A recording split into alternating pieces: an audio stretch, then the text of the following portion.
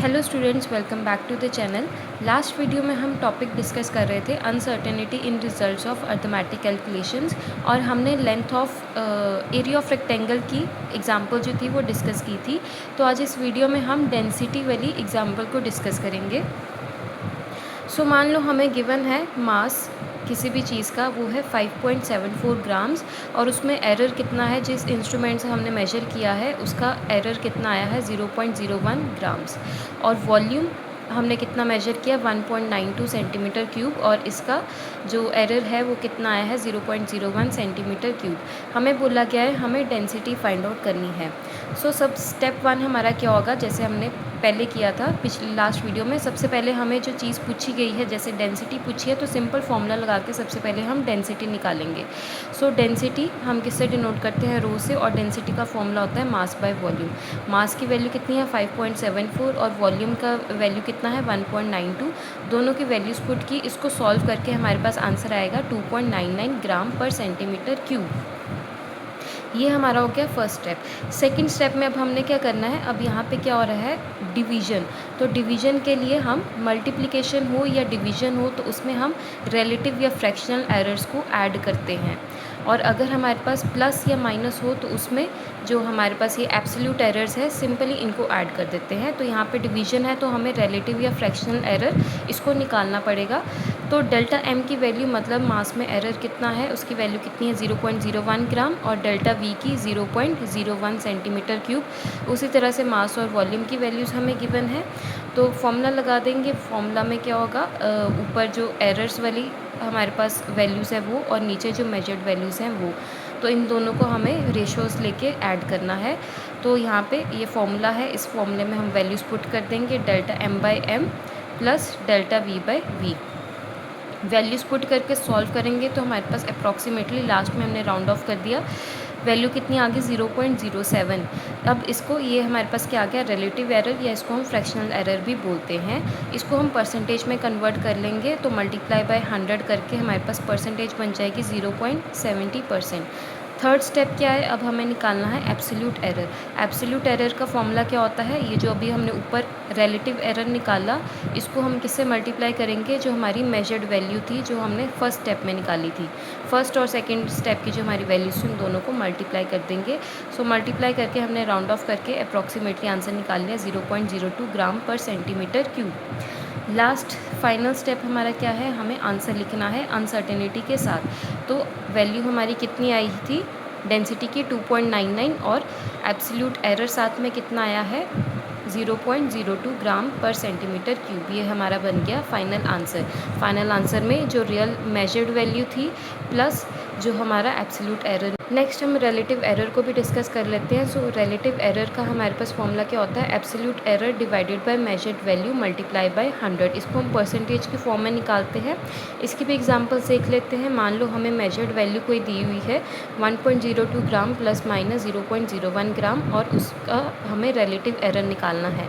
तो measured value, ये हमारी मेजर्ड वैल्यू है 1.02 ग्राम, और जो ये है ये हमारा एब्सोल्यूट एरर है। तो ये फॉर्मूला में हम वैल्यूज़ पुट कर देंगे। एब्सोल्यूट एरर कितना है 0.01 divided by measured value 1.02 multiply by 100। इसको सॉल्व कर लेंगे तो हमारे पास अप्रॉक्सीमेटली राउंड ऑफ करके वैल्यू कितनी आ जाएगी 1%। उसी तरह से एग्जाम्पल 2 है, मेजर्ड वैल्यू हमें दी गई है और हमें रिलेटिव एरर निकालना है।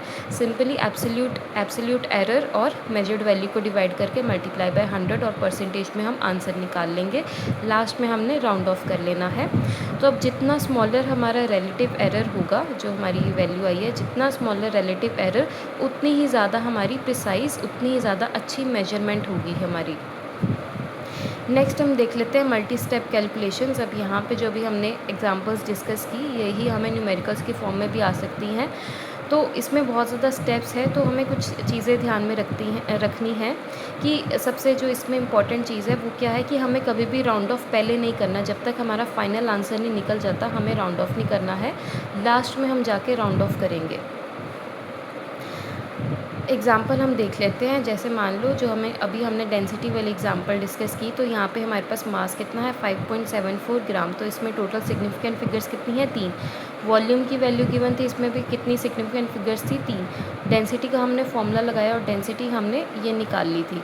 अब हम यहाँ पे जब हमारे पास फाइनल आंसर निकल गया तो उसके बाद हम इसको राउंड ऑफ करेंगे। ठीक है जी। अभी हम कुछ न्यूमेरिकल्स डिस्कस कर लेते हैं इस चैप्टर को रिलेटेड। सो फर्स्ट न्यूमेरिकल है multiply and round of the result 4.237 multiply by 2.51।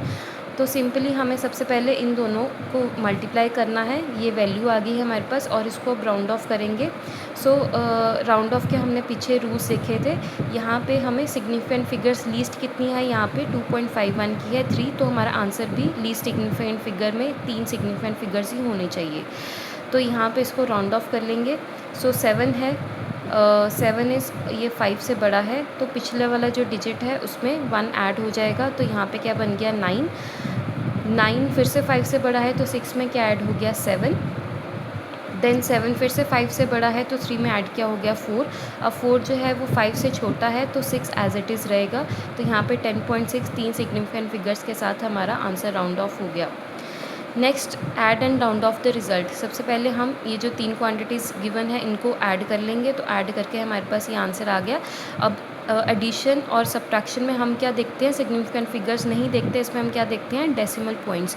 तो सबसे लीस्ट डेसिमल पॉइंट वाला कौन सा है, 0.2 वाला, 1 डेसिमल पॉइंट है इसमें, तो यहाँ पे भी हमें सिर्फ इसको 1 डेसिमल पॉइंट तक राउंड ऑफ करना है।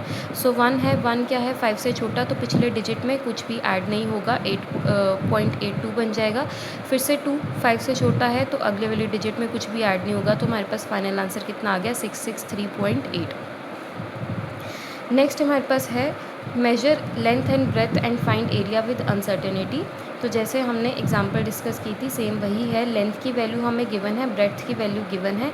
सबसे पहले हम फर्स्ट स्टेप में क्या निकाल लेंगे, जो हमें मेजर्ड वैल्यूज़ हैं उनको लेके एरिया निकाल लेंगे। तो ये हमने एरिया निकाल लिया।